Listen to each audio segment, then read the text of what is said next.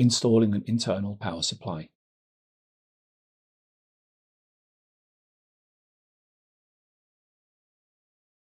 Connect the cables between the power module board and the power input board. Align the internal power supply with the guide pins, lower the internal power supply into place, slightly press the touch point until it is securely seated, and then fasten the 2 screws by the side wall of the node. Lower the cable wall into place on the internal power supply, and then fasten the 2 screws.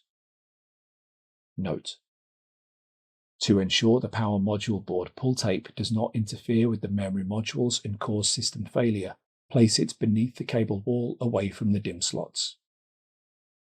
Make sure that the bus bars are seated in the holes of the power module board. Reinstall the drive cage and reconnect the required drive cables. Fasten the 4 screws.